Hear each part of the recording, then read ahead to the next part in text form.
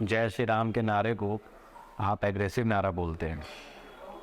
AMU Aligarh मुस्लिम university, ठीक है, उस यूनिवर्सिटी की हालत ऐसी है कि NCC का परेड हो रहा था। रिसेंटली का वीडियो है, 2023 की मैं बात कर रहा हूँ, जनवरी का। NCC का परेड हो रहा था, यंगस्टर लड़के हैं। उस व्यक्ति को भारत माता की जय लगाना चाहिए, वंदे मातरम लगाना चाहिए, लेकिन दुर्भाग्य है इस देश का और AMU का कि उस यूनिवर्सिटी के अंदर नारे लग रहे हैं, नारे तकबीर, अल्लाह अकबर। हमने तो कभी NCC के यूनिफॉर्म में किसी भी व्यक्ति को जय श्री राम का नारा लगाते नहीं देखा है। वो बोलता है कि मैं डिसिप्लिन में हूँ, मैं एक अलग तरीके को लेकर के प्रोजेक्ट कर रहा हूँ चीज़ों को। वो नारे तकबीर अल्लाह अकबर का नारे लगा रहा है और पूरा मॉब वहाँ पे खड़ा है और शो कर रहा है। तो वो ये बताना चाहता है कि we are not Indians, we are Muslims और हमारा राइट है यहाँ पर। तो हमारा पॉइंट ऑफ व्यू बस यही है कि जब आप इंडियन नहीं हो तो आप किसी कम्युनिटी के लायक नहीं हो, और जब आप इंडियन हो तो आपको भारत माता की जय भी बोलना पड़ेगा, वंदे मातरम भी बोलना पड़ेगा। आज के ज़माने में हिंदुत्व का असली मायने कोई मार धार जय श्री राम वगैरह नहीं है, जैसा कि लोग यहाँ पे प्रोजेक्ट कर रहे हैं भारत देश में जी। आज के ज़माने में हिंदुत्व का जो असली डिफिनेशन है वो ये है कि जो आपके तत्वों को, मतलब जैसे शरीर हमारा है ढेर सारे तत्व से बना है, उस तत्व में अगर हिंदुत्व है, हमारा हिंदू है, तो वो हिंदुत्व हुआ। यानी हर एक इंसान हिंदू आइडियोलॉजी को फॉलो करता है, चाहे वो बायोलॉजिकली आप जाए, साइंटिफिकली जाए, या फिर आप अपने धार्मिक पुराने बातों को लेकर जाए, वैदिक स्ट्रक्चर। द कैजुअल टॉक के इसमें एपिसोड में मैं आपको एक ऐसे शख्सियत से मिलाने वाला हूँ जिनका नाम ही उनकी पहचान है।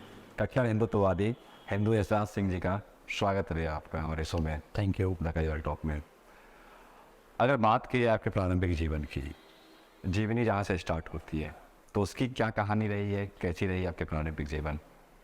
देखिए, मैं तो अभी बचपन से चूँकि शहर में रहा हूँ और मुझे कभी अंदाज़ा नहीं था कि इस तरह का कार्य हम लोग करेंगे, क्योंकि जैसे आजकल के लड़के जो होते हैं जिनकी थिंकिंग है कि हाँ घूमना है फिरना है इधर उधर, जिनको कोई लेना देना नहीं है, तो हम लोग समझते हैं कि चीज़ें जब हम बचपन में थे तो हमको उस तरह का ज्ञान था जैसा कि हर बच्चों को होता है। बिल्कुल। तो संघ के स्कूल में हम पढ़े, लिटरली हमको ये नहीं मालूम था कि जो वेस्टर्न कल्चर है पूरे जो देश में जो चल रहा है, जो एजुकेशन में भी आप देखते हैं, तो जब हम संघ के स्कूल में पढ़े तो उसका कोई अंदाज़ा नहीं था कि ऐसा कोई कल्चर भी हमारे भारत देश में है जो वेस्टर्न है। तो 1 से 5 तक हम संघ के स्कूल में थे। बिल्कुल। सारी शिक्षा दीक्षा जो प्रारंभिक शिक्षा होती है वो हमने वहाँ से किया। आफ्टर दैट हम जब धीरे धीरे बढ़े तो उसके बाद हमने अपना स्कूल बदला। स्कूल बदलने के बाद मैं पूरा शॉक्ड हो गया कि हम कहाँ थे और कहाँ आ गए, क्योंकि वहाँ क्या है कि बच्चों को भी भैया बोलते थे हम लोग, और जो बड़े होते थे उनको तो एज अ टीचर और एज अ जो गुरु का असली शिक्षा दीक्षा जो होता है, जो संस्कृति को लेकर के चले भारत में, तो वो पूरा चेंज था, ना कोई रेस्पेक्ट ना कोई कुछ। तो काफ़ी मेरे लिए एक अलग सा माहौल था, चेंज हो गया पूरा दिमाग, क्योंकि यंग एज था उस समय, सीखने का उम्र था। तो हम फिर 6 से एक ऐसे कल्चर में गए जहाँ इंग्लिश ज़रूरी है, जहाँ लोग समझते हैं कि अगर आप इंग्लिश नहीं जान रहे हैं तो आप पढ़े लिखे नहीं हैं। गुड मॉर्निंग एंड ऑल ये सब, क्रिसमस का प्रेयर, क्रिश्चियन लोग का भी प्रेयर उसमें होता था, हिंदी का भी होता था लेकिन क्रिश्चियन का भी होता था। फिर धीरे धीरे मेरा इंटरेस्ट था कि हम एक डॉक्टर बने, चूँकि 10th तक तो सब कुछ ठीक रहता है, वो नॉर्मल लाइफ जो स्टूडेंट का होता है। फिर 10th के बाद हमने मेडिकल करने का सोचा कि डॉक्टर बनेंगे थोड़ा, चूँकि उस समय पूरा दिमाग में था कि हाँ डॉक्टर ही बनना है। मैथ और समझ में आता नहीं था, तो फिर 12th क्रॉस किए। हाँ, तो 12th में फ़िज़िक्स में थोड़ा कम मार्क्स आ गया, तो फिर लगा कि चलिए डॉक्टर के लिए ट्राई किए। फिर ड्रॉप किया हम 1 साल, क्योंकि मुझे कम मार्क्स आया था तो मुझे अच्छा नहीं लग रहा था। अच्छा। तो 1 साल हमने ड्रॉप किया 12th के बाद, और सब लोग तो पढ़ते पढ़ते निकल जा रहे थे, लेकिन हम लोग का पढ़ाई वो जो है नहीं समझ में आ रहा। फिर से पढ़े सारा कुछ, एक साल ड्रॉप किए। फैमिली वाले भी थे कि भाई क्या कर रहा है ट्वेल्थ में ड्रॉप हो रहा है, आगे क्या करेगा। तो जब हम लोग ट्वेल्थ में जब फिजिक्स मेरा सही हो गया, जब हमने अच्छे से मार्क्स आया मेरा 79%, तो फिर सोचे कि नहीं ठीक है। फिर हमने मेडिकल के लिए भी एक ड्रॉप लिया, क्योंकि उस समय AIPMT होता था, नीट उस समय बंद हो गया था। तो मार्क्स आए कुछ, तो उसमें 50 से 60 मार्क्स कम आए मेरे, तो एडमिशन नहीं हो पाया। फिर लगा कि डोनेशन दे के प्राइवेट कॉलेज में चले जाते हैं। लखनऊ में एक कॉलेज अच्छा सा मिला, तो हमने फिर एडमिशन के प्रोसेस में देखा कि इतना पैसा लग रहा है, तो वो उसके बाद से मेरा धीरे से साइड से मेरा इंटरेस्ट हट गया। मतलब मुझे लगा कि मैं डॉक्टर नहीं बन पाऊँ, मैं फिर ऐसा थिंकिंग लगा कि बेकार ले लिए, सिर्फ पढ़ना है 5 साल, फिर उसके बाद भी पढ़ना है। जो पढ़े लिखे वहाँ के स्टूडेंट मेरे बैचमेट होते थे वो, हाँ। फिर उसको भी हमने बीचों बीच छोड़ दिया। फिर हमने बायोटेक्नोलॉजी करके एक कोर्स किया, जो टेक्निकल कोर्स होता है।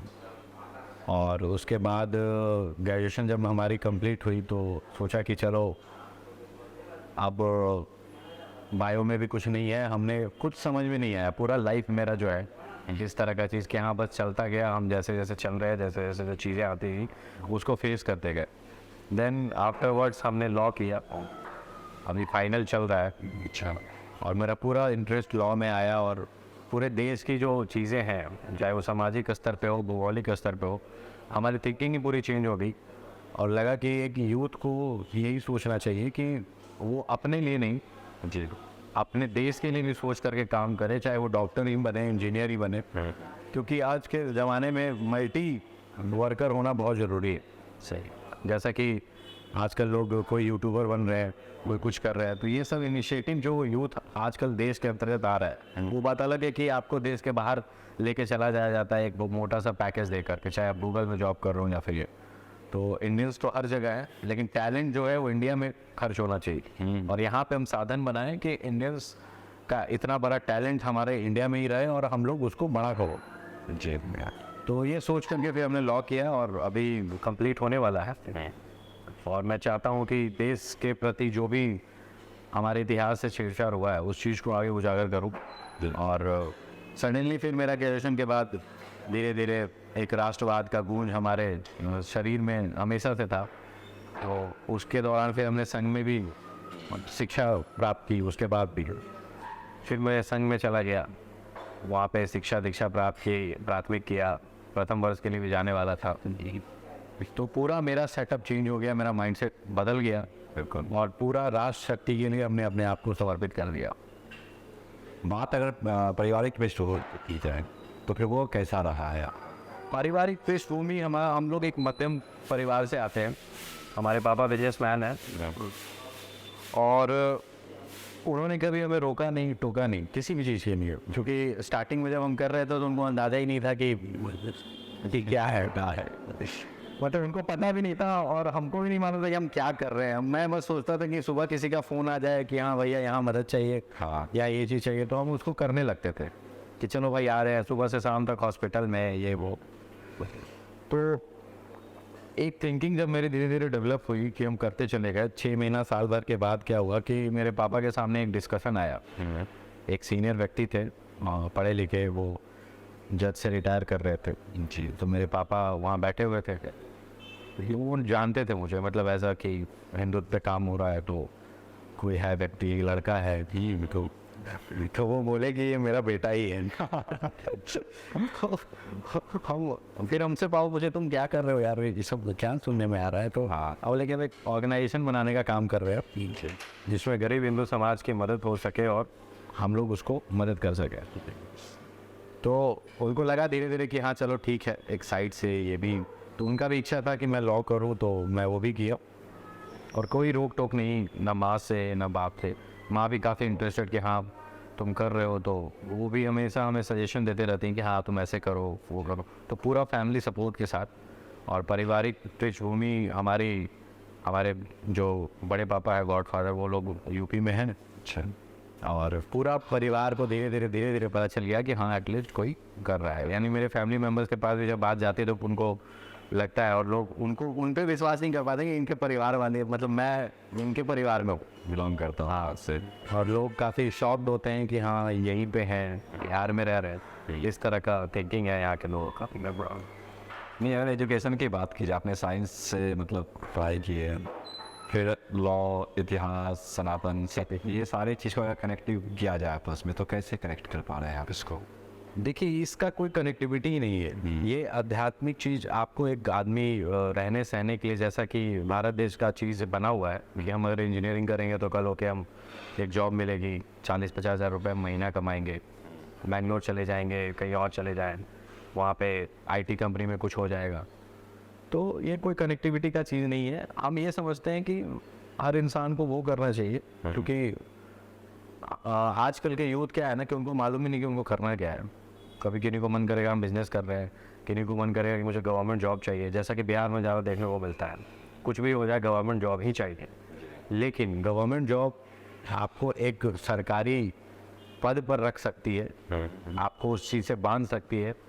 लेकिन जो डिजिटलाइजेशन हुआ है हमारे देश का एक लंबे समय के बाद, आजकल के यूथ हर तरह के चीज़ों में इन्वॉल्व हो रहे हैं, तो ये प्रोडक्टिविटी हम लोग इसमें इन्वॉल्व हो करके अपने देश का कहीं ना कहीं एक छोटा सा पार्ट जिसमें लगे कि देश का विकास हो सके, चाहे हम लोग सवाल भी उठा सकें जी। कि अगर ये चीज़ नहीं है तो ये चीज़ हम कैसे लाएं। अगर यहाँ पे कोई डिजिटल हब उस तरह का नहीं बन पाया है तो हम क्या बिहार में ला सकते हैं या फिर और अदर स्टेट में ला सकते हैं। तो इस चीज़ के लिए हम सबको काम करना चाहिए। और किसी चीज़ की भी पढ़ाई कोई ख़राब नहीं होता। कोई कुछ कर रहा है, चाहे वो डॉक्टर ही क्यों ना बन रहा हो, तो उसमें उनका मेहनत है जी।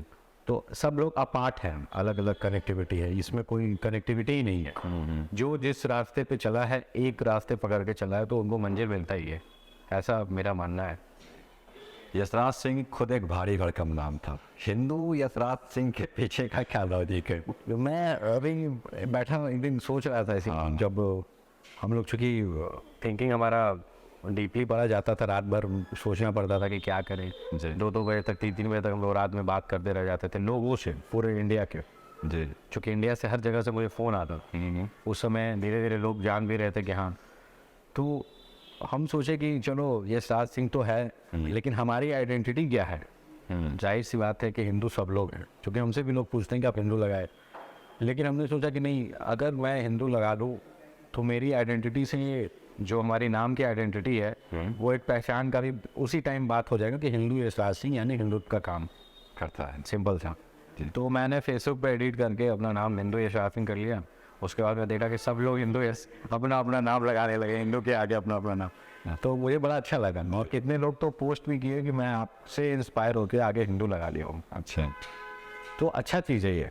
और मेरा ऐसा थिंकिंग था, ये ज़रूरी नहीं है कि हाँ भाई कोई नाम लगा दे उसके आगे हिंदू, ऐसा नहीं है। लेकिन हिंदू मैंने लगाया कि एक मुहिम लगे, लोगों को पता चलना चाहिए कि हम लोग हिंदुत्व के लिए काम कर रहे हैं, जी। ताकि किसी को परेशानी हो तो वो भी खुल के हमारे साथ कह सके। क्योंकि ऐसे ढेर सारे सिचुएशन हमारे पास पूरे लाइफ टाइम में, अभी 2-4 साल में ही आ गए, आगे तो और लाइफ बहुत लंबा है। जी। तो मिलेगा ही मिलेगा इस तरह का चीज़।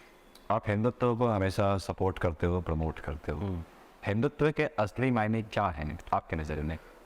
आज के ज़माने में हिंदुत्व का असली मायने कोई मारधार, जय श्री राम वगैरह नहीं है, जैसा कि लोग यहाँ पे प्रोजेक्ट कर रहे हैं भारत देश में। जी। आज के ज़माने में हिंदुत्व का जो असली डिफिनेशन है वो ये है कि जो आपके तत्वों को, मतलब जैसे शरीर हमारा है ढेर सारे तत्व से बना है, उस तत्व में अगर हिंदुत्व है, हमारा हिंदू है, तो वो हिंदुत्व हुआ। यानी हर एक इंसान हिंदू आइडियोलॉजी को फॉलो करता है, चाहे वो बायोलॉजिकली आप जाए, साइंटिफिकली जाए, या फिर आप अपने धार्मिक पुराने बातों को लेकर जाए, वैदिक स्ट्रक्चर।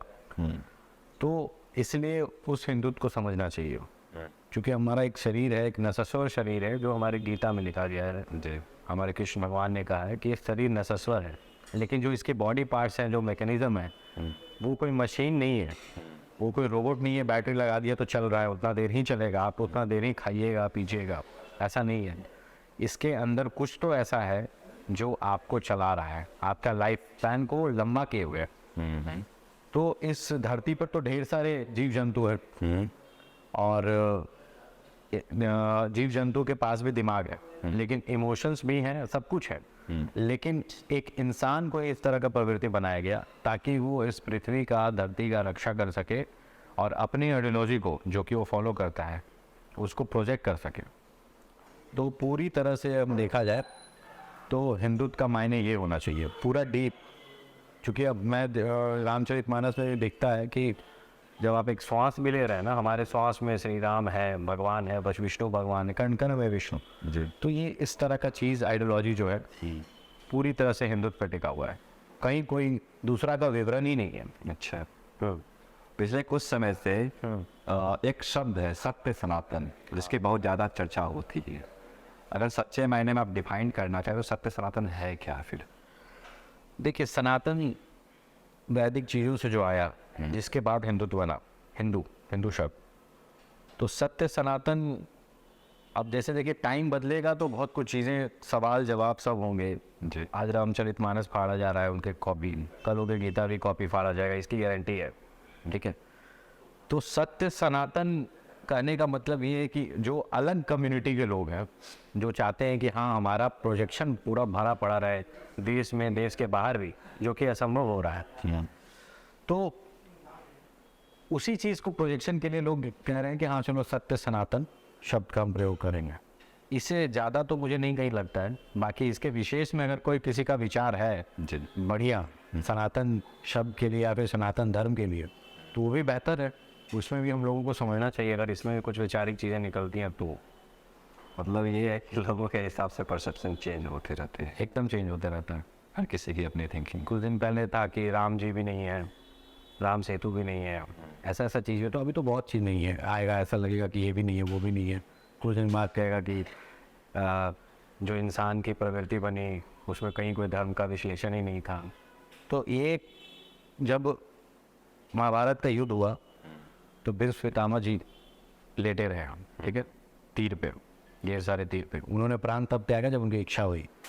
तो उस समय कहा गया, कृष्ण भगवान को उसने कहा कि हे वासुदेव, आपने ये क्या कर दिया। तो उस ये तो दूसरा युग है। तो वासुदेव ने कहा कि अभी तो कुछ नहीं है, अभी आने वाला कलयुग है। कलयुग में इसी मनसा के साथ लोग लड़ेंगे, झगड़ेंगे, कटेंगे और मरेंगे। तो पूरी तरह क्या जो चीज़ें हैं ये सब कुछ पहले से बता दिया गया है कि लोग की प्रवृत्ति कैसी होगी, उसके बाद आने वाले युग में लोग कैसे होंगे। कलयुग में लोग जैसा कि सोचते हैं कि बड़े मतलबी है, तो इसी तरह का प्रवृत्ति पहले ही डिसाइड हो चुका है जी। और जब कलयुग खत्म होगा एक टाइम के बाद, जो कि बहुत सालों बाद होगा, उस समय तो कोई नहीं रहेगा। तो हो सकता है इस पृथ्वी पे इंसान जैसा कोई शब्द ही ना हो। तो क्या उस समय आइडियोलॉजी नहीं पढ़ाया जाएगा कि हाँ कोई इंसान होते थे या फिर इस तरह का प्रवृत्ति होता था, मनुष्य ऐसा होता था? जी। उस समय तो पढ़ाया ही जाएगा। लेकिन उस समय भी लोग ऐसे होंगे जो कहेंगे कि हाँ इस तरह का चीज़ नहीं था। तो ये तो चलता रहता है, जिनको मानना है मान रहे, जिनको नहीं मानना है नहीं मान रहे। आप श्री कृष्ण और गीता का बहुत उल्लेख करते हैं और एक आपने परंपरा भी स्टार्ट किया जिससे आप मिलते हैं उपहार स्वरूप आप गीता देते हैं। जी, इसकी शुरुआत कैसे हुई थी? ऐसा कुछ खास नहीं था। हमने कभी ये नहीं सोचा कि गीता देना है या फिर मैं चाहता हूँ कि अगर आजकल के यूथ में मैं देख रहा हूँ ना, जो पढ़े लिखे लोग हैं, इनफैक्ट जब आप उनसे एक्सपेक्ट भी नहीं कर सकते हैं कि मंदिर भी जाता होगा, उनके घर में भी गीता है, उनके घर में भी गीता है। मेरे ढेर सारे दोस्त हैं जो इंडिया के बाहर है, लिटरली उनको मंदिर जाने से भी ये नहीं कि ज़रूरी मंदिर जाना है, लेकिन वो गीता भी रखते हैं। क्योंकि लोग समझते हैं कि एज अ नॉवेल पढ़ने का आजकल का बड़ा प्रचलन है, ठीक है, सही। तो लोग समझते हैं कि नहीं, तो ये एक शांति प्रदान करता है। ये क्या है ना कि आप, कहा जाता है कि जब आप गीता पढ़ लेते हैं ना, उसमें हर तरह का प्रकरण लिखा हुआ है। जब आप किसी अपने से लड़ते हैं धर्म के लिए, अधर्म के लिए नहीं, धर्म के लिए और अधर्म के लिए दोनों, तो धर्म के तरफ से लड़ने वाले का क्या हाल है और अधर्म के लिए लड़ने वाले का क्या हाल है, ये परिस्थिति है। इसी परिस्थिति को समझाने के लिए हम लोग आजकल का जो गीता वाला जो गिफ्ट है वो हम लोग बढ़ा रहे हैं। ऐसे तो बहुत दिन से चलता आ रहा है, इस्कॉन के ढेर सारे जो हैं सीनियर वगैरह, वो लोग का भी बड़ा अच्छा ये मुहिम है कि आप गीता पढ़ो, इस तरह का। गांधी मैदान, जी। शनिवार रोटी बैंक, हाँ। शुरुआत कैसे? गांधी मैदान पटना का जो है तो हम लोग पहले क्या था कि कोरोना जब बीच में आया उस समय देखते थे कि ढेर सारे लोग सोशल एक्टिविस्ट वगैरह, कोई ऑक्सीजन पहुंचा रहा है, कोई खाना खिला रहा है वगैरह वगैरह जी। तो एक टाइम जब आया हम लोग के पास कुछ काम नहीं रहता था, तो हम लोग बैठे बैठे बोर हो जाते थे। फिर हम लोग देखे कि नहीं, हम लोग के स्लम एरिया में, क्योंकि हम लोग जिधर रहते हैं उधर स्लम एरिया भी है और स्लम एरिया से हम लोग का बहुत लगाव रहता है, क्योंकि उन पे प्रहार बहुत दिन से चलता आया है, उनको माइंड डाइवर्ट करने का, कन्वर्जन का। तो हम लोग उसको जब नोटिस किए ना, तो लगा कि खाना तो मिल गया इनको, सारे लोग काम करने वाले हैं, कोई गरीब भिखारी वाला सिस्टम नहीं है कि हाँ हमें 2 रुपया दे दो या फिर इस तरह का नहीं है। तो हम लोगों ने क्या किया कि पहले स्टार्ट किया कि चलो स्टार्ट करते हैं कि अब तो कोरोना ख़त्म हो गया, अब देखते हैं कि क्या इम्पैक्ट है लोगों का, इतने कितने गरीब हैं। तो जब हमने रेगुलर स्टार्ट किया, एक दिन चुना शनिवार, और जब खाना खिलाना शुरू किया तो धीरे धीरे जब हम लोगों ने देखा कि ज़रूरतमंद इतने हैं इस देश में, और अगर उनका आकलन करके काम करना चालू हो, तो मुझे लगता है कि अभी इस आकलन में हमारा भारत देश बहुत पीछे है जी। और हर एक सोशल एक्टिविस्ट को इस फीडिंग वाले काम का तो ज़रूर करना चाहिए, क्योंकि जब एक व्यक्ति को एक समय का ही भोजन मिलता है तो उसे संतुष्टि मिलती है कि हाँ चलो हमें आज, लेकिन मैं ये नहीं कह रहा हूँ कि उनकी प्रवृत्ति ही ऐसी बना दो कि खाना मैं मांग के ही खाऊं। हमारे यहाँ जो भी गरीब खाने आते हैं, ज़रूरतमंद खाने आते हैं, उसमें सारे लोग, कोई लेबर हैं, कोई अपना छोटा सा बिजनेस कर रहा है, कोई रिक्शा है, किसी के हाथ पैर नहीं है, वो तो बात की बात है। इनफैक्ट जो अच्छे अच्छे स्टूडेंट हैं, मैं देखता था कि जब मैं क्रॉस करता था तो कोई नया स्टूडेंट आया एग्ज़ाम देने के लिए जी, वो भी बैठ के खाया है और उसे भी बड़ा अच्छा लगा। तो वहाँ कोई रोक टोक नहीं है कि यही लोग खाएं, इन्हीं लोग के लिए नहीं।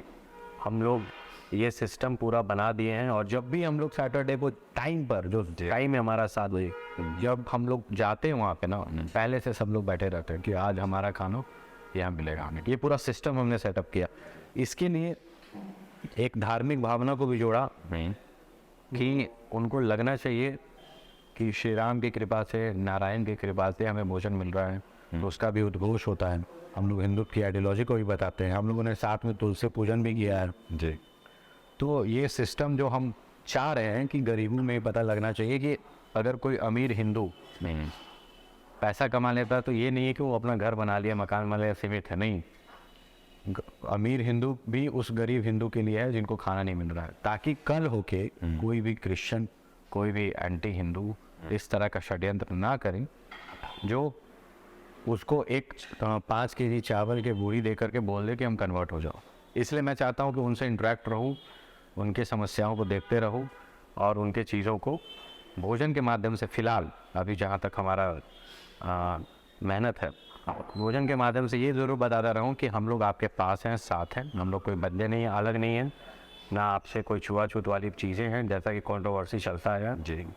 तो उसमें क्रिश्चियन भी आते हैं, मुसलमान भी आते हैं, सब लोग बैठ के खाते हैं, और सब लोग आ करके बड़ाई करके जाते हैं कि हमें यहाँ खाना अच्छा मिलता है, ऐसा है। तो फिर सेवात का मूल मंत्र क्या है? सेवात का मूल मंत्र यही है कि इंसान के प्रवृत्ति में समझाया गया है ऐसा कि एक इंसान पहले इंसानियत के नज़रिए से जीता है। तो ये हमारे भी धर्म में है जी, सारा आइडियोलॉजी यही है हमारा। तो इंसान का पहले जो इंसानियत है वो जिंदा रहना चाहिए। कुछ लोग जानवरों के लिए भी करते हैं, तो वो भी अच्छी बात है, लेकिन जानवर के लिए वो लोग एक्चुअल में करते हैं, मैं नोटिस किया हूँ, जो खास करके अकेले, उनको लगता नहीं है कि मैं इंसान की मदद करूँ। उनको लगता है कि इंसान एक अलग चीज़ है जो मदद लेके भूल जाता है, लेकिन ऐसा है नहीं। जब वो लोग हमें इतने दिन से पहचान रहे हैं, फिर भोजन के माध्यम से, जब मैं उधर से गुजरते रहता हूँ तो खुद हाल समाचार पूछ लेते हैं कि आप तो खाना खिला दें। तो ऐसा नहीं है कि लोग ऐसे हैं, मतलबी हैं, ज़रूरत रिसोर्स नहीं है लोग के पास, वो अपने काम में व्यस्त हैं, तो उस चीज़ को पूरा करने के लिए इधर उधर घूम रहे हैं। तो हम लोग वो पूरा सेटअप तैयार किए, वहाँ रखे, अपनी चीज़ों को भी बताते हैं कि हाँ भाई, उनको अगर पूछोगे आप तो कहेंगे कि हाँ श्री राम, जय श्री राम वाले आते हैं, खिलाते हैं, भले वो नाम नहीं जानते हो, लेकिन कम से कम नाम तो ले रहे हैं भगवान का। तो इस तरह की प्रवृत्ति है ताकि कन्वर्जन को रोक सकें, ताकि लोगों में ये जो मंशा बैठाई जा रही है कि आपको कोई पूछने नहीं आएगा, आपको ये नहीं, और दलित समाज जाहिर सी बात है इस देश में ज़्यादा हैं, तो उनके अंतर्गत ये कोई माइंडसेट ना बने जी। कि हम लोग अलग हैं, हम लोग भी आपके साथ हैं और हम लोग भी आपका ध्यान रख रहे हैं, इस तरह का चीज़। अभी आपने अपने संगठन का जिक्र किया, अगर संगठन का मूल मंत्र कहा जाए या उद्देश्य शुरू करने का, उसके पीछे की क्या कहानी है? जब हम लोग बैठे रहते थे कि हम लोग को हिंदुत्व के लिए काम करना है, क्योंकि हिंदुत्व के लिए काम हर सेक्टर पे ज़रूरी है, चाहे वो सोशल मीडिया हो या फिर ज़मीन पर हो या फिर आप रामनवमी का जुलूस निकाल रहे हैं तो वो भी ठीक है। तो हम लोगों ने सोचा कि मान लीजिए मैं सिंगल फेस हूँ, मैं अकेले करूँ तो अच्छा चीज़ है नहीं, तो हमने एक संगठन के माध्यम से लोगों को जोड़ना चालू किया। जी। क्योंकि संगठन तो बहुत है, लेकिन फ्रीली काम करना देश के कानून को देखते हुए मैंने ये आइडियोलॉजी बनाई। सोचा 10-12 लोग को इकट्ठा किया, एक टीम बनाया, उनसे सब लोगों से थोड़ा थोड़ा थिंकिंग समझा। धीरे धीरे फिर मैं एक फेसबुक में आकर के अपना खुद से लोगों को बताया कि क्योंकि मैं जब भी कुछ करता था तो उसको लाइव करके बताता था कि आज मैंने यहाँ किया है, आप लोग भी कीजिए, आप लोग भी इंकरेज होइए। तो ऐसे इंकरेजमेंट काफ़ी ज़्यादा अच्छा रहा और कुछ चीज़ के बाद फिर हमें परेशान किया गया, बहुत तरह का चीज़ आया बीच में। तो संगठन हमने सोचा कि इसको बनाया जाए और इस माध्यम से लोगों को जोड़ो, चूँकि मैं नहीं चाहता हूँ कि एक पर्सनल मेरे फेस पे लोग जुड़े रहे। यहाँ हिंदू यशराज सिंह जी हैं तो उन्हीं पर सब चलेगा, ऐसा नहीं है। हर जगह ऐसे ऐसे लोग हैं, लेकिन हिंदू क्या है कि पहले सोचता है कि करेंगे कहीं फंस जाएंगे, ऐसा कुछ होता नहीं है। आप हर जगह ऐसे लोग को खड़ा कर सकते हैं जो हिंदुत्व के लिए, राष्ट्रवाद के लिए खड़े हैं, बस उनको मालूम नहीं कि करना क्या है। तो ऐसे लोगों को इकट्ठा करके इतना आगे किया हूँ और आगे भी दुगनी तिगनी तेजी से जितना जान डाल सकते हैं इसलिए हम लोग डालने के लिए तैयार हैं। और पिछले बहुत समय से हिंदुस्तान में देखा गया एक शब्द है जिसको बहुत सारे लोग कहते हैं कि प्रचारित किया जाता है, जिहाद शब्द को। बोलता है कि लव जिहाद हो गया, खाना जिहाद हो गया, ये जिहाद वो जिहाद। इस चीज़ को आप कैसे देखते हैं? इन लोगों की कम्युनिटी में क्या है कि लोग समझते थे कि प्रॉफिट मोहम्मद है, ये मैसेंजर है जो कि अल्लाह तक बात कराएगा। अच्छा। तो अल्लाह तो जैसे जो कि है ही नहीं, लिटरली ऐसा एक किताब में ये लोग आए, लेकिन प्रॉफिट मोहम्मद ने बोला कि मैं अल्लाह से ये कराऊंगा, और उनकी आइडियोलॉजी पर, मतलब एक इंसान के विचारधारा पर ये कम्युनिटी टिका हुआ है। प्रॉफिट मोहम्मद के विचारधारा पर जो उन्होंने कहा, जो उन्होंने लिखा, और इस्लाम के जो भी पुराने थिंकिंग बेसिस जो भी आप कहें, जी। जैसा कि हमारे कानून में भी है, तो इनके थ्रू ऑल आइडियोलॉजी पर आपके कम्युनिटी को इंट्रोड्यूस किया जा रहा है यहाँ पे, और कहा जा रहा है कि भाई हमारा भी धर्म है, रिलीजन है, जो कि ऐसा नहीं है। कन्वर्ट कर रहे हैं, कन्वर्ट करके ये लोग आए। आज कोई चाहता है कि मुसलमान बन जाएंगे, लेकिन कोई चाहेगा कि लिटरली वो मुसलमान पहले होगा या फिर उसके पीढ़ी के होंगे। जब आप 12वीं 13वीं 10वीं पीढ़ी जाओगे ना तो पता चलेगा कि ये हिंदू है। एक बहुत बड़े मुसलमान के पक्षधर है इस देश में, उन्होंने अपनी एक किताब लिखी है जो मुसलमान के लिए वो सिर्फ बोलते हैं, ये भी मैं बता दूँ। फिर भी उनके किताब में ये लिखा हुआ है कि हमारे दादाजी ये थे और 12वीं 13वीं पीढ़ी में हमारा मैं हिंदू परिवार जुटा। तो ये रियलिटी लोगों को समझ में नहीं आता है। आजकल के लोग क्या हैं कि उनको समझ में आता है कि हमारा काम अगर ईट्स दर्द से हो जा रहा है। अगर मज़ार पर वहाँ के मौलाना कहते हैं कि आप 100 अगरबत्ती जला के घुमा दो तो आपके घर में ये नहीं रहेगा।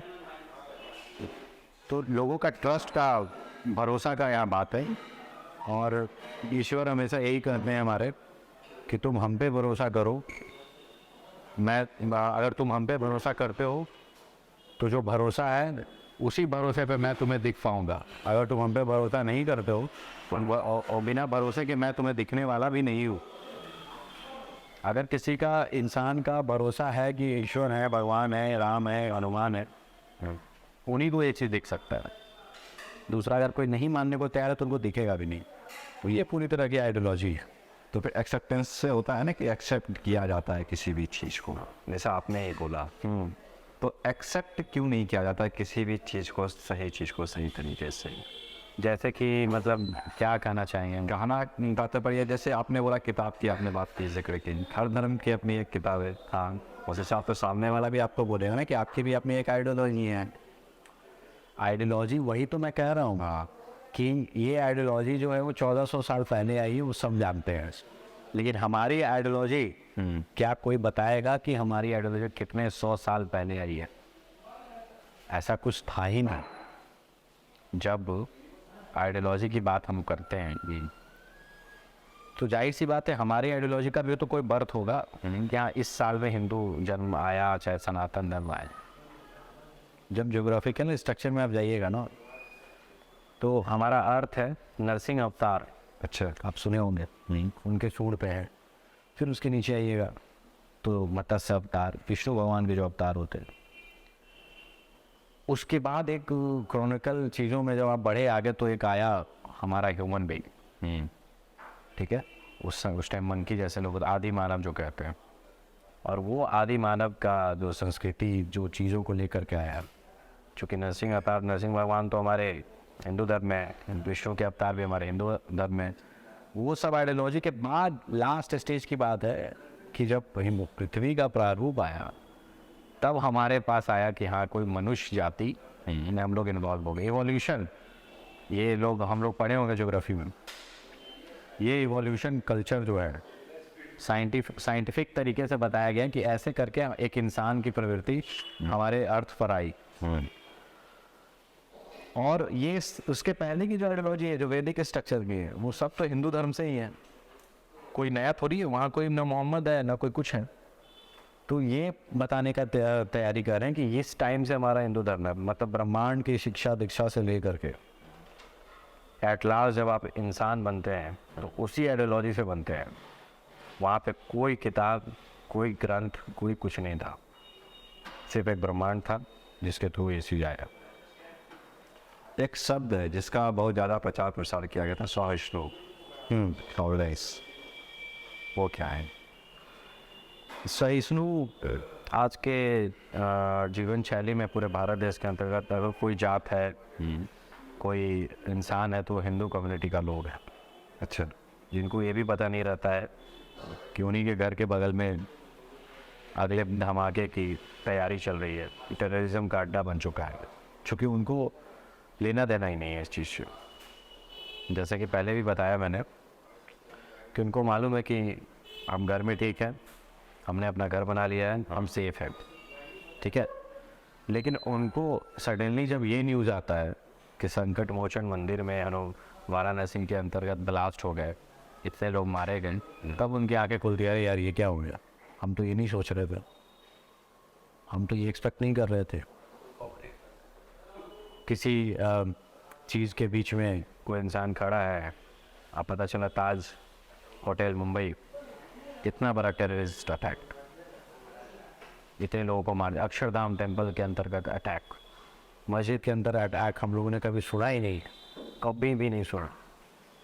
तो ये टारगेटेड चीज़ें हैं। नॉर्मल इंसान का जान लेने में मज़ा आता है, इनको लगता है कि हम 72 रोड के पास पहुंचेंगे, हम अपने जन्नत जाएंगे, समझ रहे हैं ना। तो सहिष्णु इस मामले में इसलिए हिंदू है क्योंकि इसके बावजूद भी इनका आँख नहीं खुलता है। सीए के प्रोटेस्ट में, एंटी सीए के प्रोटेस्ट में शाहीन बाग के लोग पता है क्या कहते हैं कि ये शाहीन बाग है, मतलब भारत देश नहीं है, शाहीन बाग है, या अलग चीज़ है, बुलडोजर नहीं चल सकता। उसके अंतर्गत उसके चीज़ों में वहाँ पर एक आईबी के ऑफिसर को गड्ढे में घुसा करके मार दिया गया, दबा दबा के। सारे लोग भूल जाते हैं।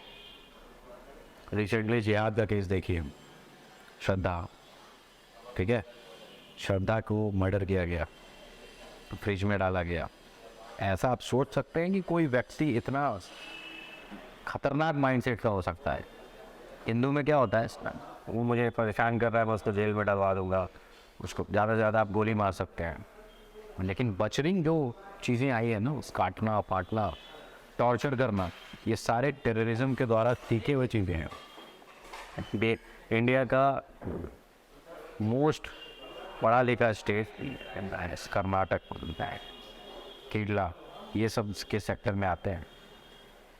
अब आप बताइए कि वहाँ से ही ISIS में इतने लोग जा रहे हैं, जहाँ की रेट जो है, पढ़े लिखे की रेट जो है 99% तक जाती है, टच करती है उसको। और वो पढ़ा लिखा बन करके क्या फ़ायदा जो हमें देश में आतंकवाद की ओर बढ़ावा दे रहा हो। ये सारी रिपोर्ट है, आप यूएन में जाइए, उस तरह की चीज़ें चर्चाएं चलती है। एक सीरीज आ रही है जिसमें नर्स, हॉस्पिटल की जो नर्स होती हैं, जो एंटी हिंदू यानी मुस्लिम या फिर हिंदू छोड़कर जो भी कम्युनिटी ने नीचे, उनको भी ट्रेन किया जाता है कि आपको कैसे अपने देश के अंतर्गत भूचाल मचाना है। और ढेर सारी नर्स का तबादला भी होता है इसी चीज़ पर। आप नए नए बच्चों को उठाने लगे हैं, 15 साल की लड़कियाँ, 16 साल की लड़कियाँ। तो ये पूरा सिस्टम ही आपको काम कर रहा है शुरू से गिराने के लिए, चाहे वो मोहम्मद गौरी का रीजन हो, चाहे वो सोमनाथ टेम्पल का 100 बार ध्वस्त करना हो, या फिर ज़बरदस्ती आपको कबूलवाना। ये बस यही जानते हैं कि अगर तुम मेरी बात को नहीं समझोगे, सुनोगे, तो आपको अपना जान से भी हाथ धोना बैठेगा। इससे हमको कोई लेना देना नहीं। अगर तुम हो तो तुम्हें मानना पड़ेगा, अगर नहीं हो तो तुमको हम ख़त्म कर देंगे। रूल रेगुलेशन की हम बात ही नहीं, जो कि हमारे भारत देश में सबसे आसान है, क्योंकि अभिव्यक्ति की आज़ादी के नाम पर ये लोग कहते हैं कि मैं हिंदुस्तानी हूँ, इंडियन हूँ। लेकिन जब आप दिल्ली में जाइएगा ना, ऐसे ऐसे लोगों के आधार कार्ड भी नहीं है, अफगानी लोगों के, और उनका अता पता ही नहीं कि कहाँ से आए हैं। तो ये यहाँ क्या कर रहे हैं? रोहिंग्या को क्यों बसाया जा रहा है यहाँ पे? जाहिर सी बात है कि कल होकर के केओस क्रिएट करेंगे और बाद में लोग कहेंगे कि हिंदू ही ऐसे करता है। जय श्री राम के नारे को आप एग्रेसिव नारा बोलते हैं। AMU, अलीगढ़ मुस्लिम यूनिवर्सिटी, ठीक है, उस यूनिवर्सिटी की हालत ऐसी है कि NCC का परेड हो रहा था। रिसेंटली का वीडियो है, 2023 की मैं बात कर रहा हूँ, जनवरी का। NCC का परेड हो रहा था, यंगस्टर लड़के हैं। उस व्यक्ति को भारत माता की जय लगाना चाहिए, वंदे मातरम लगाना चाहिए, लेकिन दुर्भाग्य है इस देश का और AMU का कि उस यूनिवर्सिटी के अंदर नारे लग रहे हैं, नारे तकबीर, अल्लाह अकबर। हमने तो कभी NCC के यूनिफॉर्म में किसी भी व्यक्ति को जय श्री राम का नारा लगाते नहीं देखा है। वो बोलता है कि मैं डिसिप्लिन में हूँ, मैं एक अलग तरीके को लेकर के प्रोजेक्ट कर रहा हूँ चीज़ों को। वो नारे, वो तकबीर, अल्लाह अकबर का नारे लगा रहा है, वो पूरा मॉब वहाँ पे खड़ा है और शो कर रहा है। तो वो ये बताना चाहता है कि we are not Indians, we are Muslims, और हमारा राइट है यहाँ पर। तो हमारा पॉइंट ऑफ व्यू बस यही है कि जब आप इंडियन नहीं हो तो आप किसी कम्युनिटी के लायक नहीं हो, और जब आप इंडियन हो तो आपको भारत माता की जय भी बोलना पड़ेगा, वंदे मातरम भी बोलना पड़ेगा। लेकिन दुर्भाग्य है इस देश का कि इस दिल्ली के संसद में एक MP आते हैं और कहते हैं कि मैं वंदे मातरम नहीं बोल सकता, इट्स अगेंस्ट इस्लाम। तो आप इस्लाम ढूंढ लो या फिर अपने देश को ढूंढ लो, दोनों में से कोई एक हो। और अगर इतनी हिम्मत है तो अरब देश में जाइए, वहाँ के संसद में जरा सा ये बात बोल के दिखाइए, आपको उखाड़ करके फेंकेगा वहाँ से। उनसे बड़ा कोई इस्लामिक रिलीजन का फॉलो करने वाला लोग नहीं है, लेकिन वहाँ के कानून इतने स्ट्रिक्ट हैं कि ना डिस्टर्ब करो ना डिस्टर्ब करने दो। अगर आप इस तरह की बातें करेंगे तो आप मुस्लिम हो चाहे कोई भी हो, फर्स्ट ऑफ ऑल तो मुस्लिम, आप अगर इस तरह की बातें करते हैं उनके नेशंस के खिलाफ, तो आपको उखाड़ के फेंकने में उनको देर भी नहीं लगेगा। और इतनी हिम्मत है तो जा करके वहाँ ज़रा देख करके दिखाइए ना। नहीं हो सकता है, क्योंकि ये जानते हैं कि यहाँ पे आसान है। अभी जैसे आपने बात कही, तो इन सारे चीज़ों का विरोधाभास का मूल अगर देखा जाए तो सबसे महत्वपूर्ण केंद्र बिंदु क्या है आपके अनुसार?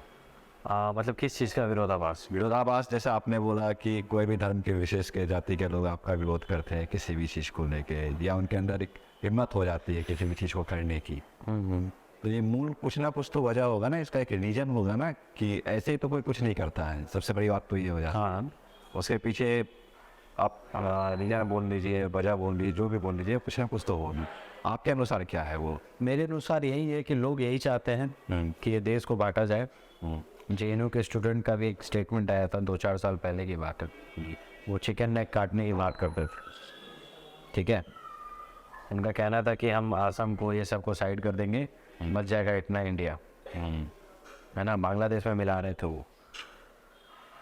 तो एटलीस्ट ये कम्युनिटी कितनी भी पढ़ ले, इंजीनियर बन जाए, IAS ऑफिसर, कुछ भी बन जाए, अगर इस कम्युनिटी की देश की रक्षा के अंतर्गत दिल में नहीं है कि हम हिंदुस्तानी हैं और देश के लिए कुछ करना चाहता है बिना किसी भेदभाव के, जस्ट बिकॉज कि वो किसी पोस्ट पर है फिर भी, तो इतने पढ़े लिखे लोग का जब ऐसी स्थिति है, बड़े बड़े चीज़ को लेकर के बड़े बड़े इंस्टीट्यूट मतलब JNU में पढ़ रहे हैं और कह रहे हैं चिकन नेक काटेंगे, मतलब इंडिया के आधा पार्ट को, उस साइड के पार्ट को हम बांग्लादेश में मिला देंगे। तो एट लास्ट बस यही मैं जानता हूँ कि देश की हालत बहुत ख़राब है। आपके हर स्टेट में वो अपने टारगेटेड काम कर रहे हैं जहाँ से लगता है कि आपका हिंदुत्व, आपके नेशनल की आइडियोलॉजी से कमज़ोर किया जाए और आपको शांत किया जाए, सेकुलर बनाया जाए, कॉम्प्रोमाइज़ करने के लिए दिया जाए कि हाँ भाई छोड़ो चलो हो जाएगा, उनको दिक्कत नहीं। अच्छा आप दुकान ले लिए हैं यहाँ पे गली में, सब्ज़ी बेचने आ रहे हैं, ठीक ठीक बेचिए, कोई बात नहीं। आपके इकोनॉमिकल सिस्टम को कोई गराज वाला है, कोई इलेक्ट्रिशियन है, ये सबको कवर कर रहे हैं ताकि आप उन पे डिपेंडेंट रहें जी। और आपका जो खुद का पहचान है, क्योंकि आप कहते हैं कि मैं इलेक्ट्रिशियन का काम नहीं करूँगा, मुझे बड़ा जॉब चाहिए वगैरह वगैरह, जबकि ऐसा है नहीं। आप हर सेक्टर में फील्ड में घुस करके अपना एक पहचान बना सकते हैं जब आप उसमें टाइम देते हैं तो हमारा कहने का तात्पर्य बस यही है कि ये इसलिए किया जा रहा है कि कल होके खंडित करके आपके भारत देश का नाम वो निशान ना रहे और आपकी हिस्टोरिकल चीज़ें, जैसे आज भगवान के बारे में कह रहे हैं कि नहीं है, कल होके कहेंगे ये भी महापुरुष नहीं थे, भगत सिंह भी नहीं थे, राजगुरु भी नहीं थे। हो सकता है भगत सिंह को इंडियंस लोग भी कहने लगे कि आतंकवादी हो गए। एक आइडियोलॉजी ऐसा जब प्रचारित होगा तो मैं कह रहा हूँ, क्योंकि उन्होंने ऐसा काम कर दिया, फिर राजा महाराजा के ऊपर जाएंगे कि ऐसे थे वैसे थे। तो पूरी तरह की जो सिस्टम है टिकी हुई, हम एट लास्ट बस यही जानते हैं कि आपके आइडियोलॉजी को ख़त्म कर देने का और आपके पहचान की समाप्ति, कि आप कुछ है ही नहीं, ये चीज़ था ही नहीं कभी। 10 साल 15 साल के बाद पूरी तरह से जब वो हमारे पास आ जाएगा, जैसे कि कैसे टारगेट है उनका कि 2040 में हम ऐसा ले आएंगे, कल के प्रधानमंत्री किसी और को मुस्लिम को बना देंगे। तो जब ऐसा चीज़ हो जाएगा तो आपकी पहचान क्या रहेगी? फिर तो आप अल्पसंख्यक की कैटेगरी में आएंगे, माइनॉरिटीज़ की, जो कि आपको मिलने वाला नहीं है, क्योंकि आप आज बहुसंख्यक है, कल होकर के आप कितना भी चिल्ला लीजिएगा आपको माइनॉरिटी का दर्जा ये लोग तो नहीं देने वाले हैं। आप भले उसके लिए उपकार कर दीजिए, पुराने लॉ को फॉलो अभी भी कीजिए, जबकि उसमें एक चेंज की आवश्यकता है। तो मुझे नहीं लगता है कि कहीं से भी सही है। आपने एक शब्द का उपयोग किया कि कहा जाता है सेकुलर, अगर उसका सही मायने में सही अर्थ आपके नज़र में क्या होना चाहिए? सेकुलर एक कानून में टर्म है जो कि कानून को मानता है, ठीक है। इसका मतलब ये नहीं है कि वो हिंदुत्व की आइडियोलॉजी को फॉलो नहीं करेगा या फिर किसी भी कम्युनिटी की आइडियोलॉजी को फॉलो नहीं करेगा। सेकुलर का मतलब मुझे जहाँ तक लगता है कि इसका मतलब ये नहीं है कि हम हिंदू मुस्लिम नहीं करते हैं। यहाँ हिंदू मुस्लिम का बात ही नहीं है। आपको ज्ञान नहीं है इसलिए आप ऐसा बोल रहे हैं कि हम हिंदू मुस्लिम नहीं करते। कोई भी हिंदू मुस्लिम नहीं करता है। अगर कोई हिंदू ही कर रहा है तो इसका मतलब ये नहीं है कि वो हिंदू मुस्लिम कर रहा है। वो अपने चीज़ों को बता रहा है आपको कि मैं ये काम कर रहा हूँ। उसे कोई प्रॉब्लम नहीं किसी भी मुसलमान से, किसी भी क्रिश्चियन से, इनफैक्ट मुझे नहीं है। लेकिन आप अगर प्रॉब्लम करेंगे तो मैं देश के नागरिक होने के नाते क्या एक्शन लूँ? इनका एक्शन रोड पे दिखता है। नुपुर शर्मा एक सही बात का प्रोजेक्शन बस एक डिबेट में कर रही थी और पूरा आइडियोलॉजी को देखिए कैसे बदलते हैं ये लोग, पूरे देश में तबाही बचाने के लिए अपना पॉइंट वो रख रहे थे। उस डिबेट को कोई पूरा नहीं सुना होगा, मैं इस बात की गारंटी ले सकता हूँ। उस डिबेट को कोई भी व्यक्ति पूरा नहीं सुना होगा। उस डिबेट में जो मुस्लिम पक्ष के थे बोलने वाले, उन्होंने क्या नहीं बोला है, लेकिन पूरा आइडियोलॉजी किस पे आया? नुपुर शर्मा को। क्योंकि नुपुर शर्मा ऐसा बात बोल दी है, पूरा इस्लामिक कंट्रीज़ भी भारत पे प्रेशर बना लिया गया। अरे हम क्यों नहीं बोल सकते यार कि जो आपके चीज़ों में लिखा है वो सही है? आप क्यों घबरा रहे हैं? आपकी किताब में लिखा है ऐसा चीज़ हो रहा है, कौन मना कर रहा है आपको? लेकिन हमने बोला इसलिए गलत है। अगर कोई मौलाना या कोई और कोई बोल देता ना तो बड़ा सही होता कि हाँ मौलाना साहब बोल रहे हैं, फिर तो ज़रूरत ही नहीं पड़ती मज़ारों को रेलवे स्टेशन के बीच में बनाने की और रोड के चौक चौराहे में बनाने की, ज़रूरत ही नहीं पड़ता। आपके माइंडसेट को ही चेंज कर दिया जाता है। आप रोड से गुजर रहे हो, हाईवे से, बीच में एक मज़ार पड़ता है। वो मज़ार कहाँ से आया? कम का है? भारत देश की आज़ादी में उनका कोई योगदान था क्या? वो जानबूझ के बनाया गया है कि आप जाएंगे तो राइट टर्न लेंगे तो मज़ार है। आप हिंदू तो सोफिस्टिकेटेड वाला सिस्टम है, बड़ा सॉफ्ट नेचर का होता है, उसको भी ऐसे कर लेगा, सिक्का दे देगा। जब गली में, आपके गली में, एरिया में ऐसे चादर लेके भीख मांगते हैं, 2 लोग इधर से 2 लोग इधर से, रिक्शा रहता है, साउंड वाला वो सब रहता है, सोचिए इतना अमीर भिखारी मैंने आज तक ज़िंदगी में नहीं देखा होगा। नहीं, और वो गाना बजाते हैं अपने कुरान का, सॉरी जो भी चीज़ है, और वो गाना बजाते बजाते आपके पूरे मोहल्ला में घूम जाते हैं। और एक हिंदू जो आज तक कभी दान नहीं दिया, वो फोर्सफुली जा करके रोड क्रॉस करके सिक्के डाल देता है। ये आइडियोलॉजी है, ये आपके दिमाग में डाला जा रहा है कि अरे ये तो गरीब है, जबकि वो गरीब नहीं है, रिक्शा से चल रहा है, गाना बजाना सब है, चादर वादर लेके मस्त चल रहा है वो, उसको कोई दिक्कत नहीं होता है। लेकिन मस्जिद से भेजा जाता है, 2 लोग आप जाइए, लेडी जाइए। मैंने अपने कॉलोनी में 10 बार से भी ज़्यादा इन लोगों को मना किया कि यहाँ कोई मुस्लिम नहीं है सर, आप यहाँ से जा सकते हैं। 10 बार आया वो, 10 बार आया, 10 बार मैंने मना किया, 10 टाइम, 10वीं बार में वो अब नहीं दिखता है मुझे। लेकिन मैं बोलता हूँ कि क्या है ये, जो गरीब रहेगा उसके पास कपड़े नहीं होंगे, उनके लिए खाने के लिए कुछ नहीं होगा। आप तो पूरा एकदम बंटन के आए हैं, बीड़ी पी रहा था साइड में। तो ये लोगों को सोचना चाहिए। और वो ऐसे गरीब हिंदू देते हैं, रोड के क्रॉस करके इस साइड आकर के देखें, क्यों देते हैं? क्योंकि आपके माइंडसेट को बदला जा रहा है कि धर्म एक धंधा है। वैसे हम तो आपके धर्म पे भी सवाल उठेगा। हमारे धर्म पे सवाल हमेशा उठेगा। जब सीता माँ पर सवाल उठा, जब उनके लिए सवाल ऐसा उठा गया, लेकिन वो एक पार्ट था, तो हमारे धर्म पे तो सवाल उठेगा ही। अगर हमारे धर्म पे सवाल नहीं उठेगा तो इनका दुकान ही नहीं चलेगा, ये 100% गारंटी है। और उस धर्म का सवाल का जवाब देने के लिए हम लोग हैं बैठे हुए, हर तरह से जवाब देंगे, जहाँ से पॉइंट उठाइए वहाँ से जवाब देंगे, बिल्कुल। और ऐसी एनर्जी को हम लोग बूस्ट करके हर लोगों तक पहुँचा देंगे कि आप किसी भी परिस्थिति में कहीं से नहीं जीत पाइएगा, आपको एट लास्ट मानना ही पड़ेगा। ठीक है, 15 अगस्त के झंडे की यात्रा में जब एक चंदन गुप्ता जैसे लोग का हत्या कर दिया जाता है सिर्फ रैली के लिए कि झंडा लेके मत कुछ हो जाए, तो सोच लीजिए कि आपके देश में ऐसे कितने बाहर के लोग बसे हुए हैं जो आपको फोर्सफुली कहते हैं कि हाँ भाई हम तो अपना ही बात करेंगे, ये हमारा हिंदुस्तान है। जब आपका हिंदुस्तान है तो हिंदुस्तानी झंडे से क्या दिक्कत है? ये चीज़ है। अगर साफ शब्दों में कहा जाए, एकदम सिंपल तरीके से, तो हिंदू यशराज सिंह की आइडियोलॉजी क्या? आपने आइडियोलॉजी की बहुत बात की है।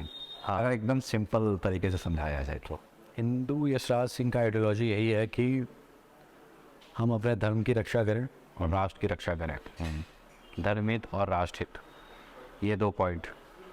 चूँकि धर्म की रक्षा होगी तभी राष्ट्र की रक्षा होगी, चूँकि राष्ट्र आपका वही है, वही रहेगा। लेकिन आप इस धरती पर आए हैं तो अपने धर्म का जो आइडियोलॉजी है उसको भी तो प्रचार प्रसार करें। जब क्रिश्चियन कहता है कि हम 25 दिसंबर मना रहे हैं यीशु मसीह का, उसमें हिंदू लोग जाते हैं कॉम्प्रोमाइज़ करने के लिए, घूमने के लिए जाते हैं, उनको समझ में नहीं आता हो कुछ, लेकिन जाते तो हैं।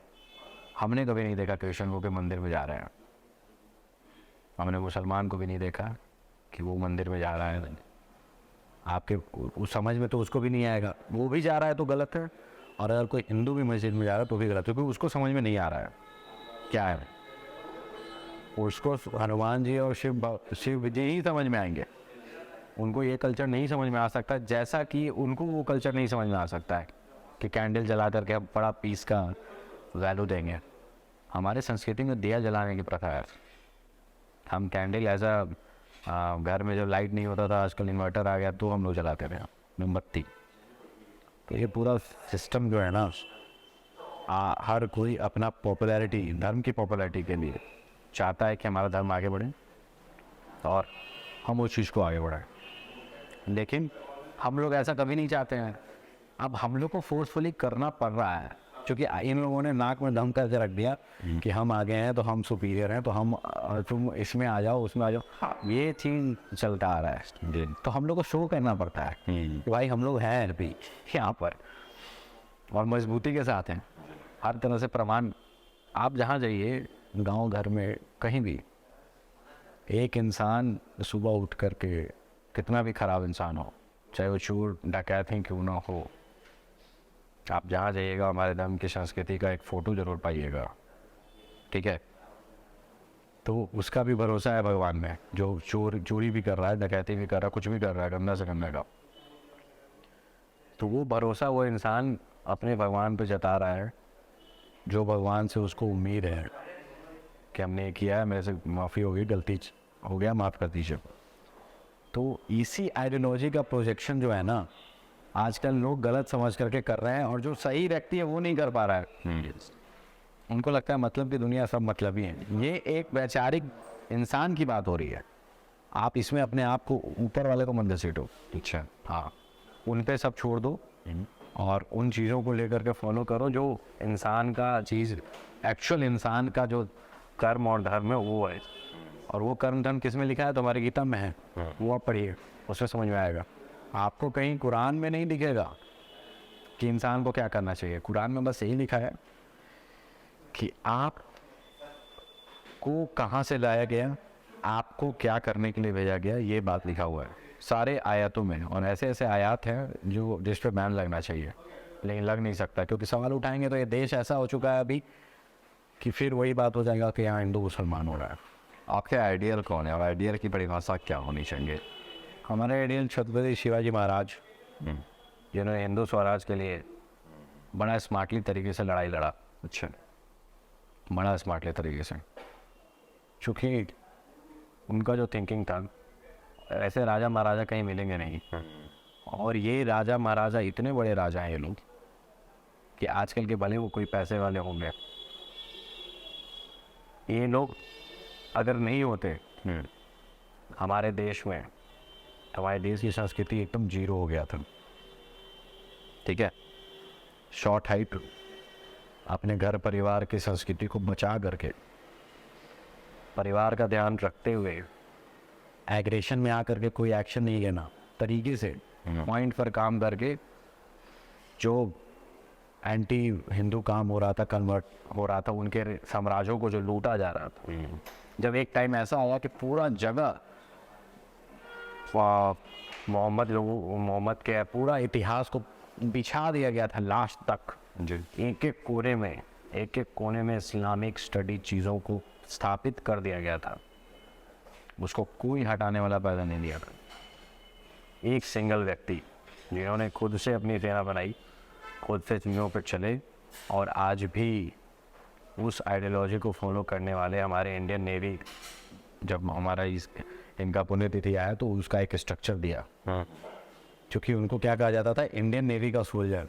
जब उधर से आते थे ना हमारे देश पे हमला करने के लिए, तो ये समुद्र से ऐसे खड़े होकर के देखते रहते थे कि हमारा अगला काम क्या है, और पीछे से वार नहीं किया कभी। जब मैं टर्म्स है उनका याद नहीं आ रहा दिमाग में, एक नाम है किसी, जब मुग़ल सल्तनत चल रहा था तो उसमें इनको बुलाया गया था कि आओ गले मिल लेते हैं, लेके रहिए, आपको हम रखेंगे अपने पास। ये बहुत स्मार्ट थे, इनको पता था कि भाई हम तो जाएंगे तो मारे जाएंगे। उनके हाथ में रहता था एक पंजा, पहला गले मिलने गए, छोटे हाइट के थे वो, लंबा चौड़ा एकदम, कस के दबा दिया उनको, उनका काम तमाम। लेकिन पकड़ करके ऐसे चीड़ा, वही पेट फट गया, वही मर गया। तो पूरा सल्तनत को संभालने के लिए आपको दिमाग और चीज़ें चाहिए होती हैं जब आप हिंदुत्व के लिए काम कर रहे होते हो। और ऐसे चीज़ें को लेकर के फॉलो आज भी कर रहे हैं हम लोग, उसी के आइडियोलॉजी को, थिंकिंग को, गोरिल्ला वार से लेकर के हर चीज़ को समझ करके। और हम इकोनॉमिकली, चूँकि हमारा देश का तो प्रारूप रहा नहीं,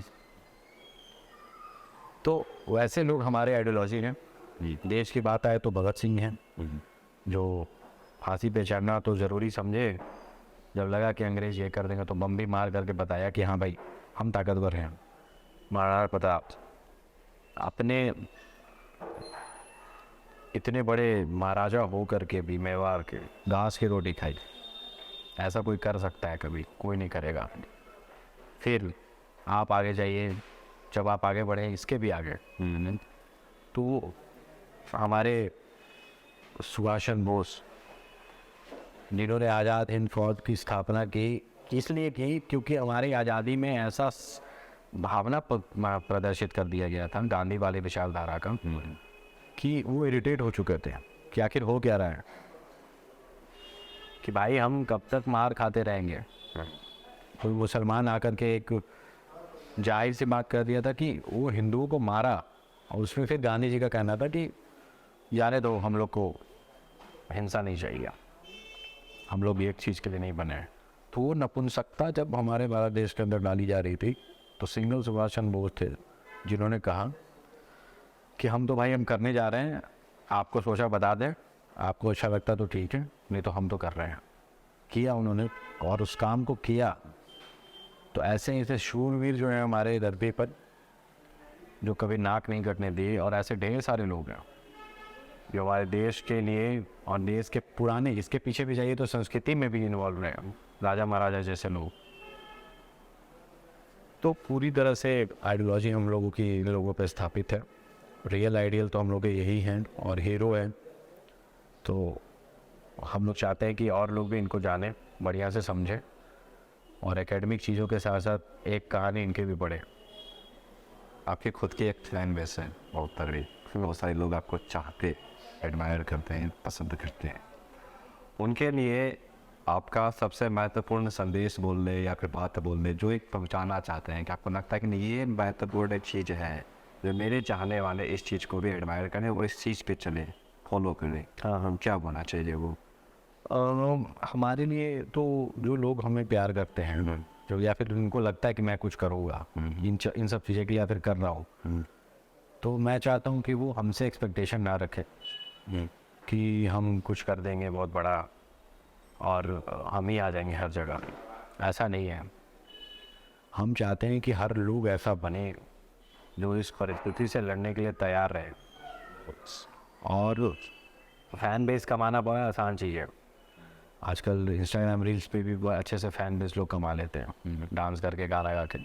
आपको जो करना है कीजिए, कुछ भी कीजिए, आपको जहाँ जाना है, कुछ भी करना है, व्रत नहीं पढ़ना है मत पढ़िए, पूजा में मन नहीं लगता मत कीजिए, जो पहनना है पहनिए, कुछ भी कीजिए।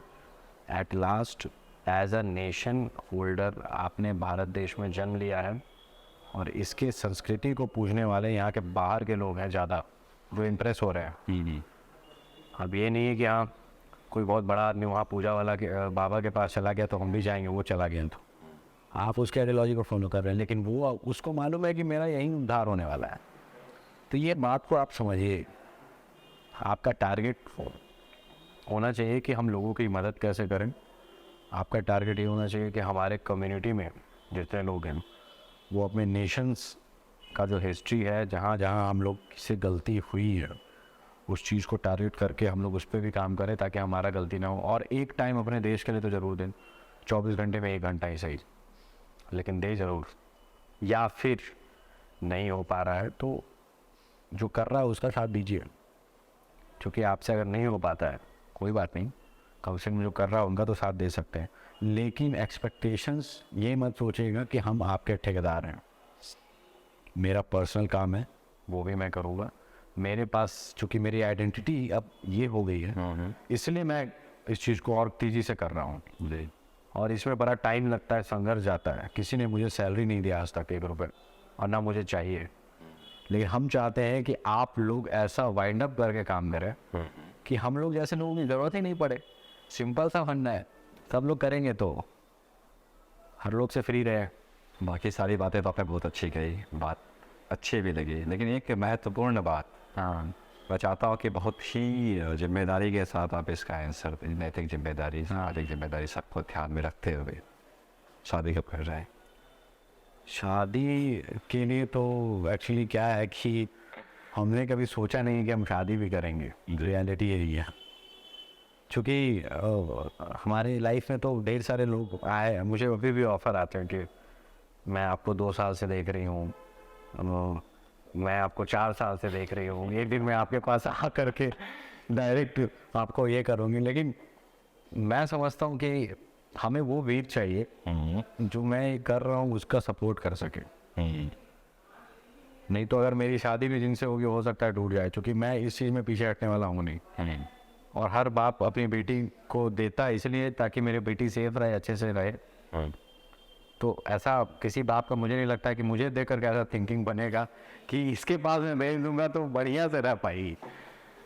तो अभी ज़िंदगी में बहुत सपने हैं और इन चीज़ों के लिए तो मुझे हमेशा लड़ाई लड़नी है, और जितना आगे तक जाऊँ मैं जाऊँगा ही, इसमें कोई रोक नहीं सकता है। शादी तभी होगा जब हमारी चूँकि माँ बाप हैं तो उनका भी लगता है कि हाँ हमारा बच्चे का कोई परिवार हो अच्छा। तो मैं वैसी महिला को चुनूँगा, नारी को चुनूँगा जो हमें हमारे आइडियोलॉजी को सपोर्ट करें, और उसी तरह के वीर होनी चाहिए वो कि हाँ कि मैं आपके साथ हूँ, आप इस चीज़ के लिए काम कर रहे हो, मैं भी इसमें इन्वॉल्व।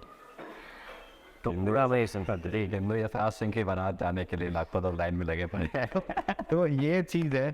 और ऐसे ही नहीं कोई आया तो बोल दिया कि हाँ ये आपसे ये है वो है, वैसा नहीं चाहिए। वैसा ढेर सारा लोग है आज तक किया है। हमने बहुत लोगों का माइंडसेट भी समझा कि पॉपुलैरिटी है तो चलो इसके पास आ जाएंगे तो कम, तो वो चीज़ यहाँ नकली चीज़ यहाँ नहीं चल पाएगा, ये माइंडसेट है। अच्छा लीक से हट के पर्सनल बात की बोल दिया। हाँ सच में अगर बताना जेन्युइन चीज़, हाँ बिल्कुल, तो आपकी पसंद क्या है? एक होता है क्या बनी सबकी चीज़ें पसंद होती है। मेरी पसंद ये है जो हमारे संस्कृति को फॉलो करे। जी ठीक है, आप वेस्टर्न चीज़ों को फॉलो कर रहे हो उसमें कोई दिक्कत नहीं है। जी मैं कोई कुर्ता धोती नहीं पहनता हूँ, सबका अपना अपना शौक़ है हाँ घूमने का भी, ये वो। तो वही चीज़ मैं कह रहा हूँ, जैसा कि यूथ लोग को मैं प्रोजेक्ट करता हूँ कि हाँ भाई जो करने को, जो अपने घर परिवार को संभाल सके, जिसकी प्राथमिकता, चूँकि कोई अगर लड़की किसी के घर में आती है तो उसकी प्राथमिकता उसके परिवार वाले होते हैं, उसका पति होता है। तो लोग ऐसे हो जो इन चीज़ को समझ सके और हमारे आइडियोलॉजी को सपोर्ट कर सके, क्योंकि हमें वो फ्रस्ट्रेशन नहीं चाहिए कि ये क्या कर रहे हो, जय श्री राम, इधर किसको खाना खिला रहे हो, क्या होगा इससे, पैसे कमाओ। पैसा इज़ कॉमन चीज़, सब लोग कमा लेंगे, लेकिन ये कमाना बड़ा मुश्किल काम है। संघर्ष का समय है और साधन की ओर हम लोग ताकते नहीं हैं। जैसे कि एक गीत था कि साधन की ओर न ताकेंगे, एक ही धुन जय जय भारत। तो वो आइडियोलॉजी लेकर के हम लोग चल रहे हैं। हमारा खून खून में राष्ट्रवादी है और मुझे गर्व होगा कि अगर कोई इस तरह के आइडियोलॉजी को सपोर्ट करके हमारे सामने आएगा, और मुझे इस बात का भी गर्व होगा कि वो महिला होकर के इतना आगे इस चीज़ में इन्वॉल्व होकर काम करेंगी या फिर सपोर्ट ही करेंगी। तो मैं चूँकि मैं नहीं चाहता कि हमारा परिवार को इसमें इन्वॉल्व हो, जब एक कर ही रहा है तो सब लोग अपने मस्ती में जिए, और मैं उनके लिए बड़ा सुकून से ज़िंदगी दूँ, मैं अपने पैर पे खड़ा हो जाऊँ तो और अच्छा रहेगा, क्योंकि उनके सपने यही होंगे घर वाले के कि भाई ये कुछ करने। तो इस तरह का फैक्चुअल बात जो है जिससे लगे कि एक महिला को प्रभावित होना चाहिए, जो अपने संस्कारों को लेकर चल सके, और जहाँ लगे कि हाँ उनको फ्री रहने का भी मौका है, बिल्कुल है। क्योंकि यहाँ कोई बाउंडेशन नहीं है कि आप ये मत करो वो मत करो, आप अपना काम करो, हम अपना काम कर रहे हैं। हाँ मैं जो काम कर रहा हूँ उसमें हम लोगों का साथ चाहिए होता है। मेरी पब्लिक लाइफ है, हर लोगों को मुझे इंटरेक्ट करना है, तो उसमें मैं ज़्यादा इन्वॉल्व रहता हूँ, और ये ज़िंदगी भर होगा समाज के लिए। तो इस चीज़ को जो समझेगा मैं उनके साथ बिल्कुल हूँ। पब्लिक लाइफ की बात आपने की कि पब्लिक लाइफ है आपकी, सोशल वर्क सारी चीज़ करते हैं। कभी भी इन चीज़ों को लेके माँ बाप भाई बहन शिकायत कि तुम टाइम नहीं दे पाते हो, अपनी ज़िंदगी में व्यस्त रहते हो, ये था? माँ का थोड़ा शिकायत रहता है कि उनको लगता है कि आखिर कर क्या रहा है, कुछ ना बात है ना सीट है। क्योंकि घर परिवार में थोड़ा कम समय हम लोग दे पाते हैं, लेकिन जब समय रहता है, जब हमारा मन करता है तो मैं देता हूँ उनसे, मैं सारा कुछ शेयर करता हूँ कि ऐसा ऐसा चीज़ है कि हम ये कर रहे हैं, हमारा ये थिंकिंग है ना।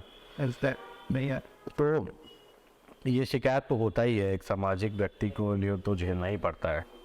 लेकिन उनको अगर भरोसा है तो ठीक है, मैं कर रहा हूँ तो उनको ये चीज़ पूरा भरोसा है कि मैं करूँगा ही, तो ये मेरे लिए कॉन्फिडेंस का काम करता है कि जब सामने वाले घर परिवार वाले को इतना भरोसा है जी, तो मैं उस भरोसे पे खड़े उतरूँगा।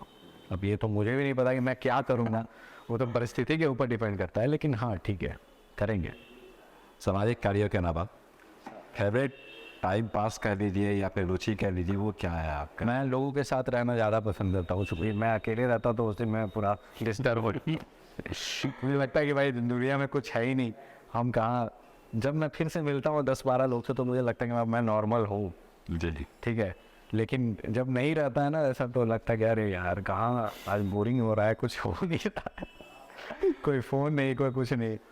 तो इसलिए टाइम पास तो नहीं कहेंगे, लेकिन जिनसे भी हम लोग रहते हैं साथ में तो बड़ा अच्छा माहौल, एक भाव बना हुआ है चूँकि हम लोग के अपने लोग से, कि वो लोग साथ में रहते हैं, भले कुछ ना करें हम लोग, बातचीत 2 मिनट के लिए मिल ही लिया तो उसमें हम लोग खुश हैं। मतलब खाली टाइम का कोई कॉन्सेप्ट ही नहीं लाइफ में। खाली का टाइम का कॉन्सेप्ट है, जब आराम करना रहा तो थोड़ा रिलैक्स होने के लिए, अदरवाइज कुछ पढ़ लिया, देख लिया, जहाँ से थोड़ा नॉलेज कुछ आ जाए, जी तो इस चीज़ के लिए है।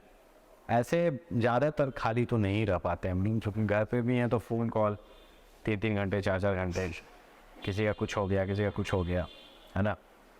किसी के यहाँ कुछ हो गया तो उसको सब सुलझाने में 2-3 दिन का टाइम लिया मैंने कि भाई आज रहने दीजिए, कल बात करते हैं, या फिर ऐसा।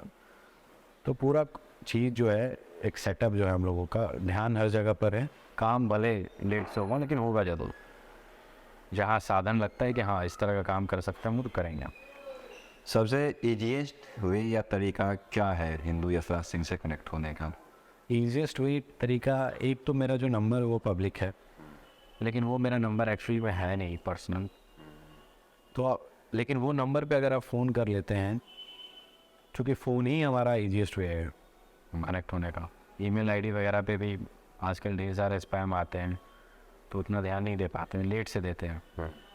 मैसेज वगैरह पे बहुत लक बाई चांस अगर किसी का मैसेज उस टाइम पे आ गया, व्हाट्सएप जब हमने खोला है तो ठीक है। हाँ नहीं तो ऐसे ऐसे लोग हैं जो 3 साल 4 साल के बाद मेरे से बात हो पाया उनका, क्या अरे मैं तो 2 साल से ट्राई कर रहा हूँ तो ऐसा है। लेकिन ऐसा कुछ नहीं है कि यहाँ बहुत बड़ा सिस्टम है कि आप फ़ोन कीजिएगा तो हमारा पे उठाएगा, ऐसा कुछ है ही नहीं। हम एकदम सिंपल चाहते हैं, कॉमन। मैं चाहता हूँ कि ऐसा मैं कॉमन रहूँ कि लोग मुझे पहचान भी नहीं पाए कि आप वही है। ऐसे कि मैं अभी रोड पे निकलता हूँ तो नॉर्मल, तो दूसरा बार पहले मुझे ऐसे नोटिस किया जाता है, ये वही है क्या, वही है क्या, फिर आगे पूछते हैं भैया आप तो वही है अलकायदा वाला वीडियो ऑफर, हाँ बोले हाँ। तो फिर मैं उनसे बोलता हूँ कि भाई नंबर लो अपना, मैं खुद मांगता हूँ कि भाई नंबर लो, मैं डायल कर रहा हूँ, आपको कोई दिक्कत होगा तो बताइए। तो ये कॉमन चीज़ मैं कॉमन रहना चाहता हूँ, क्योंकि जब आदमी बड़ा हो जाता है तो लोग सोचते हैं ये तो बड़ा आदमी है, इनके सामने मैं क्या बोलूँ। तो 12-1 बजे भी रात में फ़ोन आता है तो मैं उठाता हूँ खुद से, क्या भाई बताइए क्या बात है। रिसेंटली कल परसों एक फ़ोन आया, एक सनातनी अजीज खुरैसी करके नाम था उनका, ठीक है, MP के वो सतना के। उनका आइडियोलॉजी था कि वासुदेव कुटुंबकम, हम सब लोग मानते हैं, लेकिन वासुदेव कुटुंबकम आया कहाँ से? संस्कृत की भाषा है ये, इसको मानने के लिए तो आपको पहले मानना पड़ेगा कि आप सनातनी हो। तो उनका आइडियोलॉजी था कि हाँ मैं मंदिर भी जाता हूँ, ये भी करता हूँ, हम आपका हमारा सीनियर पर्सनालिटी, लगभग 65 साल से भी ऊपर का। तो ऐसे लोग को तब पता चलता है कि हमारे देश में जब हम गवर्नमेंट जॉब कर लिए, जी रिलैक्स हो गए, रिटायर हो गए, आप कुछ काम नहीं है, तो हमने सोचा ऐसा नहीं होना चाहिए प्लीज़। जब आप सब कुछ कर लिए, ज़िंदगी के अंतिम पड़ाव में जब आप अपने देश की रक्षा करने के लिए सोच रहे हैं तो बेकार है ऐसी ज़िंदगी। आप स्टार्टिंग से उस चीज़ को फॉलो करो, ये आपका परमानेंस ये होना चाहिए कि मैं कुछ भी हो जाए इसमें इन्वॉल्व रहूँगा, ठीक है। जी। क्या हिंदू यशराज सिंह के दरवाज़ा 24 घंटे सभी धर्म सभी जाति के लिए खुले रहेंगे? एकदम खुला हुआ है। एक मुसलमान था, उन्होंने एक गरीब आदमी का गाय जला दिया खराब में, ठीक है। गाय उसकी प्रेग्नेंट थी, 1 साल 2 साल हो गया इस मैटर को, वो फरार हो गया। उसका परिवार वाला आया हमारे पास कि भैया मैनेज करवा दीजिए ऐसा ऐसा बात। उसको लेकर के आए एक हिंदू परिवार जी कि हम लोग के जान पहचान के हैं। उनको लगा कि उनका प्रभाव पड़ेगा, ऐसा भी नहीं है। शुरू में तो FIR भी नहीं लिया था किसी ने, तो हम लोगों ने जाकर के FIR ज़बरदस्ती लिखवाया। हमने बोला कि आप उस गरीब को सता रहे हैं जिसकी रोटी उस घर से चलती थी, ऊपर से जो गाय गौ माता जिसके लिए हम लोग हर चीज़ हमारे लिए पवित्र है उनका, उनको आप सता रहे हो, और आप हमारे घर पे आ गए इस चीज़ को बताने के लिए कि आप कॉम्प्रोमाइज़ कर लीजिए। बात आगे बढ़ गई, ये चीज़ तो हो ही नहीं सकता है। आप रहिए, शांति से रहिए, हमें भी परेशान नहीं लीजिए, चाहे कोई भी व्यक्ति हो, कोई और अन्य व्यक्ति भी हो सकता था, लेकिन ऐसा होता नहीं। तो हम लोग इस चीज़ के लिए बड़ा खिलाफ हैं और ऐसा नहीं लोग हमारे मित्र नहीं है, ऐसे है ढेर सारे जो लोग जान रहे हैं, जो मुसलमान भी हैं, वो भी जान रहे हैं कि मैं क्या कर रहा हूँ, जिनको ही मालूम है, उनको लगता है कि नहीं ये सही काम है। आप किसी एक्शन पे जवाब दे रहे हैं, आप मत करो जिहाद, हम बोलना चुप हो जाएंगे। आप तो नौकरी दे रखे हैं हम लोगों को, 1 महीने में कुछ ना कुछ बॉम्ब फोड़ जाता है, उसको मार दिया, उसकी गर्दन काट दी। एक लड़का गया एक लड़की से मिलने मुसलमान परिवार के यहाँ, पकड़ा गया, उसको ख़त्म कर दिया वहाँ पर। तो आप तो बोलने के लिए मौका दे रहे हो, आप ये सब काम बंद किए ना, हम लोग कुछ नहीं बोलेंगे चुपचाप। आप जो कहते हो कि हमेशा यही बात बोलते हैं, अरे भाई हम शिक्षा की बात कर रहे हैं, आप कीजिए ना हमारे साथ। लेकिन आप यूनिवर्सिटी बनाओगे AMU जैसे, जिसमें नारे तकबीर के नारे लगेंगे, तो हम लोग कहाँ जाएंगे? तो इसका तो खिलाफ होना चाहिए। शिक्षा व्यवस्था एक कॉमन होना चाहिए जो देश के हर व्यक्ति के नागरिक को मिले, और वहाँ सिर्फ शिक्षा मिले, धार्मिक शिक्षा नहीं। मस्जिद में मौलाना पढ़ाते हैं उर्दू, उसमें और उनको क्या क्या सिखा देते हैं। इन सब चीज़ों को क्यों नहीं रोकते हैं? हमारा गुरुकुल कितना है, नहीं है सेलेक्टेड, उसमें भी पूजा पाठ की बातें हैं। वहाँ कोई ये नहीं सिखाया जाता कि अपने छत पे पत्थर रखो और जब दंगा हो तो मारो, नहीं सिखाया जाता है। तो ये प्रभाव का बात है, जहाँ जहाँ के लोग प्रभावशाली हैं वहाँ ये चीज़ नहीं हो रहा है, क्योंकि उनकी हिम्मत नहीं है। जहाँ जहाँ के लोग ऐसे हैं तो हो रहा है। भविष्य की महत्वपूर्ण योजनाएं क्या हैं आपकी? हमारी भविष्य की महत्वपूर्ण योजना ये है कि जब हम आगे करें इसमें काम, तो हम लोग सबसे पहले तो युवाओं को इस तरह से प्रेरित करें कि वो अपने, चूँकि जो शिक्षित होगा वो हर चीज़ को समझेगा। जगह जगह जहाँ गरीबी के कारण शिक्षा नहीं मिल पा रही है वो हो, स्वास्थ्य का व्यवस्था हो, उसके लिए भी हम लोग काम करेंगे। तीसरा हमारा काम जो वही है, एट लास्ट हर चीज़ को देखते हुए हिंदुइज़्म और नेशनलिज़्म पर, अगर आप शिक्षा लीजिएगा तो उसमें भी आपको हिंदुइज़्म और नेशनलिज़्म बताया जाएगा। बहुत बहुत धन्यवाद आपका हमारे साथ जुड़ने के लिए। Thank you. भविष्य के लिए हमारी शुभकामनाएं। बहुत बहुत धन्यवाद कैजुअल टॉक का भी, और आप लोग के इनिशिएटिव के लिए जी, मैं ढेर सारी शुभकामनाएं दूंगा कि इस तरह के विचारों को आप प्रकाशित करें पूरे देश भर में, और हमारे से जो मदद हो हम लोग करेंगे। और थैंक यू आपका।